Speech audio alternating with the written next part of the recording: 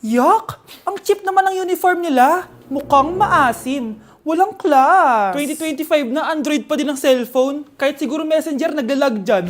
Ang ganda nga ng uniform, ang sasama naman ng ugali. Naka-iPhone ka nga, talo ka pa din naman sa ML. Ipabuhat yarn. Ang baho siguro ng classroom nila, no? Tapos nag-aagawan pa sa electric fan kasi wala naman silang aircon. Feel ko pinapalo sila ng teacher nila kapag nagkakamali sila. Ang boring siguro sa classroom nila. Mas masaya pa rin talaga sa public school, no? Balita ko mga korap mga magulang niyan. Kaya madaming pera. May araw din kayo, men. Nakatikim na kaya sila ng steak? Feel ko hindi nila afford.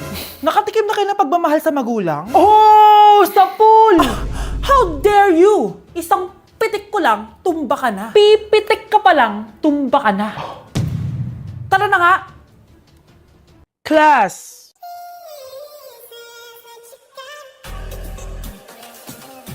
Pinakaniwala mo lang boring pa ako pa nga dapat yung magtanong sa'yo eh. Pinahan mo ba talaga ako? Ang kapal yung mukha mo, pinahan ka na. Pinahan kita na sa mga sabi ako. Oh, you could say that. Going back to Honolulu just to get that Maui Wowie. That Maui. Sa tupok yan, nasa bako.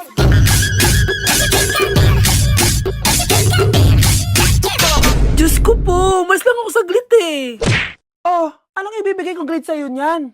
Una sa lahat, hindi ka nagpapasa ng assignment. Pangalawa, hindi ka nakikipag-participate sa klase. At higit sa lahat, inalis ka na ng research leader mo dahil ang gusto mo lang daw iambag ay ang face card mo. Ayan tuloy na decline. Wala akong choice, ibabagsak kita. Ma'am, wag mo naman ako ibagsak. Papatayin ako ng mga magulang ko. Please, ma'am. Okay lang yan, nak. Mag-repeat ka na lang. Kaya naman, mag-ingay para sa paborito nating Mars, si Scarlett!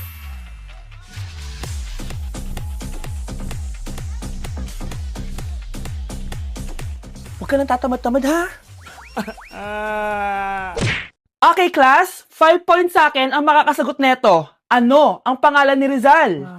Ma'am. Yes, Scarlett? Rizal Park. Anong Rizal Park? Jose Rizal yon. Diyos ko, mga bata ngayon. Siya ang pambansang... Ma'am, siya ang pambansang opa. Siya ang pambansang bayani natin. Anong pinagsasabi nyo? Oh, kompletuhin nyo to. Ang kabataan, ang pag-asa ng busan. Mali! Bayan! Pinagluloko nyo ako, ha? O eto, ano ang sinulat na libro ni Jose Rizal? Ma'am, El Filibusterismo. Imnida. Tama na sana eh. Naloloko na kayo sa K-pop at K-drama na yan, ha? Last na talaga. Ayusin nyo na. Okay, class. Last question. Sino ang kapatid ni Rizal? Kapatid ni Rizal? Ma'am. Eto, sure na ako sa sagot ko. Yes, Scarlett. Ang kapatid ni Rizal Park ay si... si Sandara Park. Okay, class. Kamusta New Year nyo? Aba, ba't walang pumasok?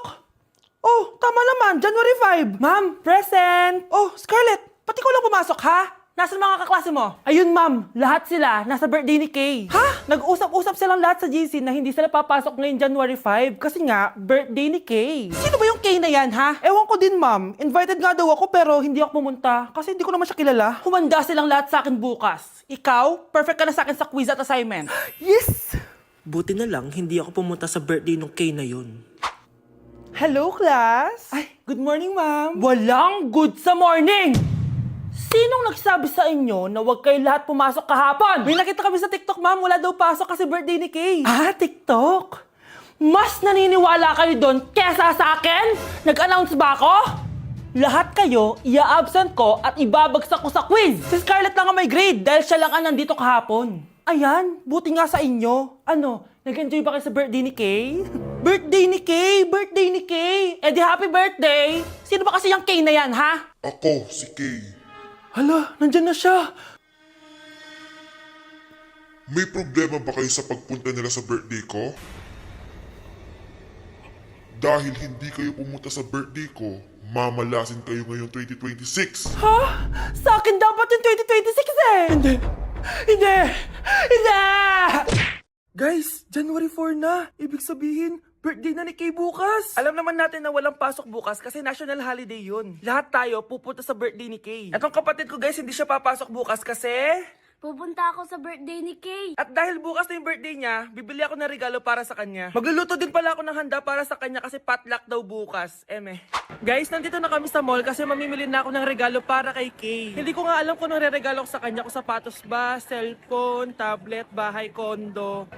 Nasa grocery kami ngayon kasi ipagluluto natin si Kay ng spaghetti. Kasi birthday nga niya, di ba? Next na handa is mawawala ba sa birthday ang Shanghai? Tara, bili tayo ng ingredients. Guys, nasaraduhan na tayo ng mall. Uwi na tayo, tara. Guys, ito na pala si Kay eh. Ang hindi ko Kay yang mawala.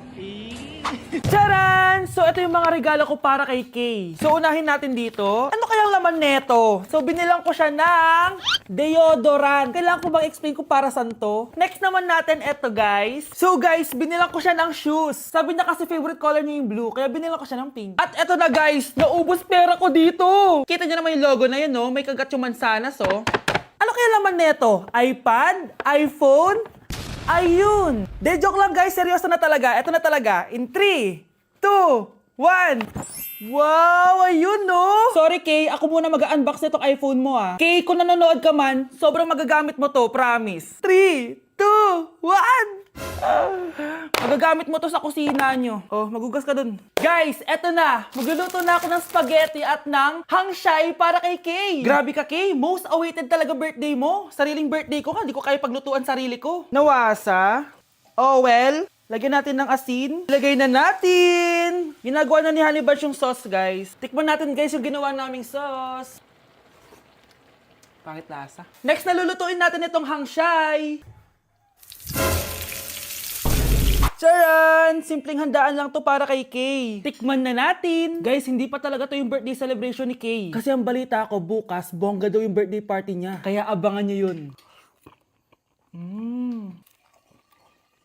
Sarap! Happy birthday, Kay! Congrats sa'yo dahil ikaw ang pinakaunang meme sa 2026. At salamat dahil sa'yo na-extend na bakasyon namin. Yun lang, hindi na namin to papabahay dahil di mo na naman to mapapanood. Kasi hindi ka naman totoo.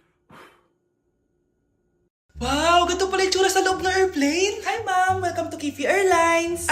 Irishay mashe. Nagsasabi nito. Ma'am, marunong po ako magtagalog. Ay, sorry.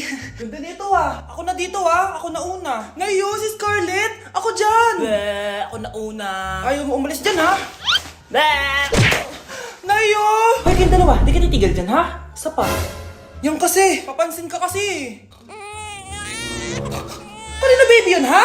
Ang ingay. Baby, stop crying na. Patahimikin mo yan ha? Isa pa. Baby, sleep na. Asan na yan? Ano sa baby ko? Yung anak ko! Ay, ito na talaga yun. Iiwan ko na ang Pilipinas. Bye, Philippines. Hello, Boracay.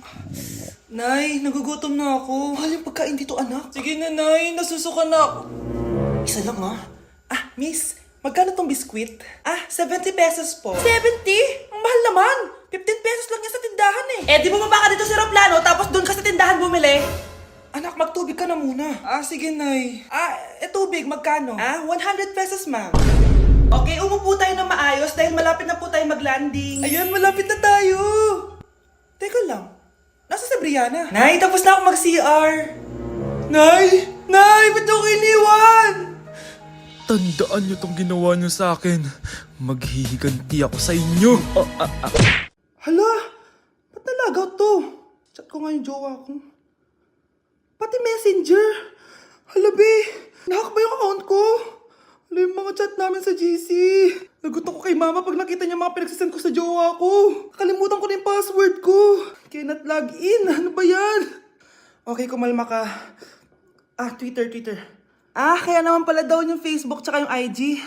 Kinabahan yung Kifi ko dun Akala ko nahack na yung Facebook ko eh. Ayan. Ang dami nag-react ha. Nasa Twitter lahat ng tao ngayon.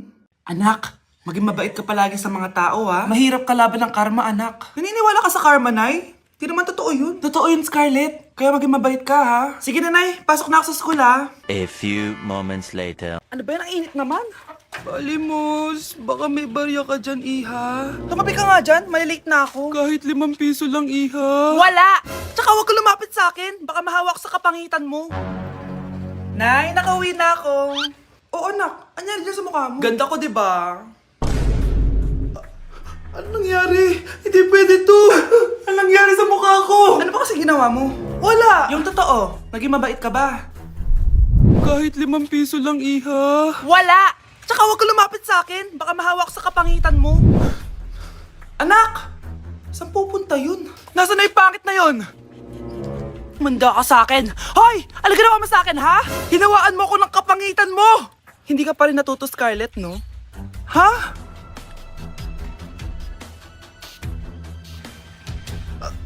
Nay? O ano? Naniniwala ka na ba sa karma, Scarlett? Ayan na nakukuha mo sa mga panlalait mo. Nay, sorry na. Alisin mo na to nasa mukha ko. Sige, next year. Paano na ako magkakajowa neto?